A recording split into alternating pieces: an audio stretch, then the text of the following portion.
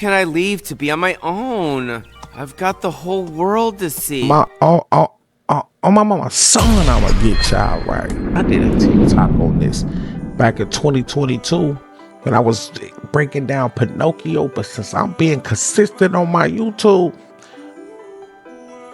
I gotta bring Pinocchio.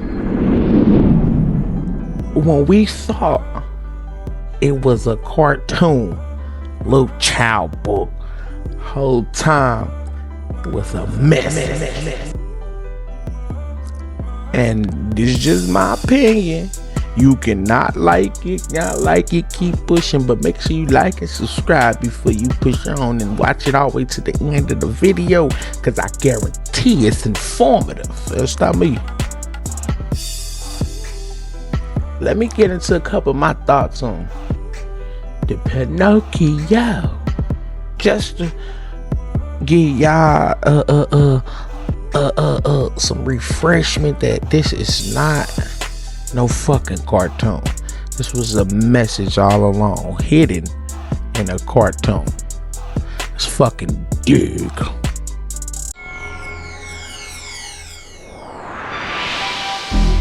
Test your might.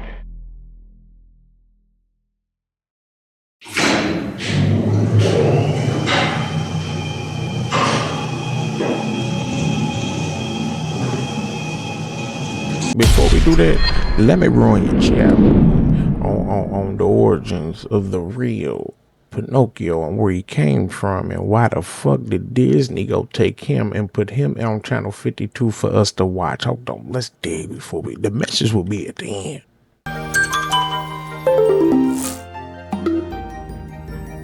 The original Pinocchio actually came from a series called The Story of a Puppet, or La Storia di un Burattino in Italian. It was published in the newspaper for children, or Giornali per i Bambini, way back on the 7th of July 1881. The story was written by Carlo Lorenzini, who took on the pen name Carlo Collodi from the town he grew up on in Florence. He began his career writing political essays and satires. After being disenchanted with Italian politics, he turned his interest towards children's literature. But his political pen was still kinda writing. He opened The Story of a Puppet with a paragraph saying, "Once upon a time there was a king. My little readers will no doubt say in a flash, 'No kids, you got it wrong. Once upon a time there was a piece of wood.'" The series continued up to 8 episodes at chapter 15 after almost 4 months, but readers demanded its return. The series continued again on the 16th of February 1882. A year after, on February 1883, the story was combined into a single book. And like many Disney films that were inspired by fairy tales, the original was much darker and twisted than the adaptation. In Collodi's story, a carpenter named Master Antonio had a block of wood that he planned to carve into a table leg. But the log cried out, so out of fright he gave it to Geppetto, a poor puppeteer next door.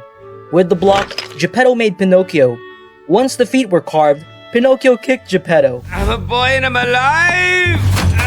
And after Geppetto taught him how to walk, the puppet immediately ran away into the town. The puppet also led people to believe that Geppetto abused him, throwing the poor old man in prison. Needless to say, Pinocchio in the original story was much naughtier and more sinister than in his adaptation counterparts. A talking cricket just like Jiminy Cricket was also in the original. He warned the puppet about being disobedient, but instead of being buddies, the naughty puppet just threw a hammer at the cricket, killing him in the process. If the cricket had wished upon a star, he could probably have been spared.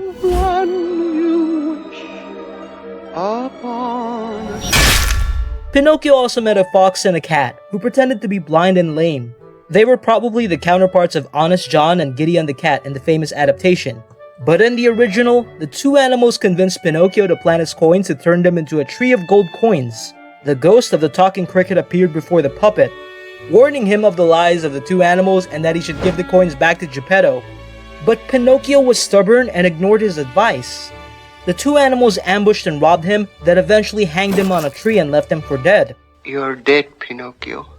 No, I'm not. Collodi meant his death to be the end as a warning for children not to be disobedient. But the editor requested him to keep writing, and that's when the Blue Fairy appeared to save him. The fairy had 3 doctors evaluate him. One said he was alive. The other said he was dead. I'm afraid the body is rigid. But he's always been rigid. He's made of wood. But the third doctor was the talking cricket again, telling him how disobedient he has been. Pinocchio lied to the fairy about what happened to the gold coins, and his nose began to grow. That's where the idea of lies making one's nose grow came from. Things happened here and there, and eventually, Pinocchio learned his lesson and began taking care of his father. Pinocchio and Geppetto met the fox and the cat again, poor and destitute. Now, they were really blind and lame for real.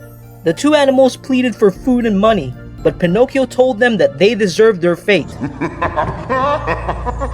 The cricket even had a chance for revenge to kill the puppet, with Pinocchio openly inviting him to do it. But the talking cricket decided to spare the boy. Should have been beaten with a hammer, but that's nicer perhaps. We're not going to go over the whole story here. This was just a quick skim to show how much Disney had a tendency of Disney-fying stories that were originally much more horrifying. Perhaps the horror movies of today could become the children's movies of tomorrow. Game of Thrones for children, perhaps? Mamma mia! See, I learned a lot from that wooden boy. See, because when you walking in your flaws and your truth, it has to be as flat as the nose on your face. You know, this is my opinion and the message that I think Pinocchio left us as kids. And if we was not so distracted by all the other things that I said was distracted, we would have probably figured it out at a young age, such as those Chinese kids and all the other kids that are not very distracted.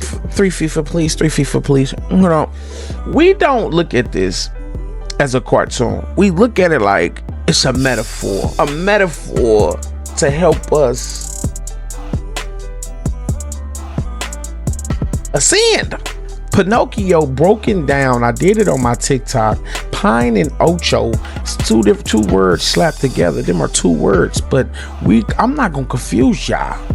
It means pineal gland, right? Your third eye is open, you become real. You see what's fake. When your third eye closed, you are a puppet and you are fake. A lot of y'all, or a lot of us, might as well call Pinocchio twin. A boy wanted to be real. A soul in a wooden body. I feel like we humans that feel like we real, but we fake.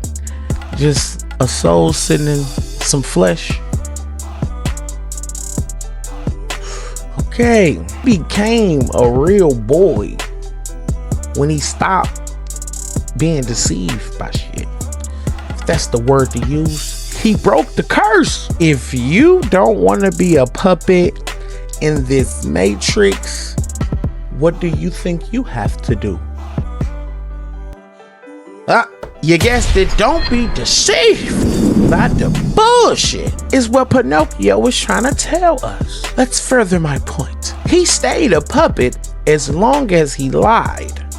In the small short that I just showed you before, the theory about the nose growing. Depression is what Pinocchio had.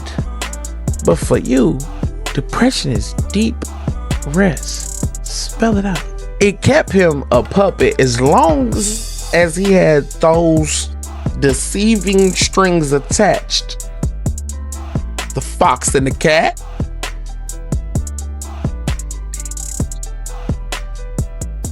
Y'all keeping up with me? I'm trying to talk without talking because this is just educational purpose only and I don't know what the fuck I'm talking about. If you don't think for yourself, Pinocchio. If you don't ask yourself why and just do what others tell you, Pinocchio. Moving off impulse instead of your own soul feelings. Impulse is somebody else, I'm just saying. Pinocchio. Once you stop being deceived, your nose will stop growing and you will become a real person. And by the way, I'm just saying, anything alive, I don't care what shape, form, or fashion you in, you're a real person. So was he being deceived the whole time saying he wasn't a real boy because he was wooden? It's a lot of fucking questions to ask. But all I know is when you walk in your truth And in your flaws, it have to be as flat as the nose on your face. Test your mind, trust your might. Trust your might, test your mind. That pancake the same way, whichever way you wanna flip it.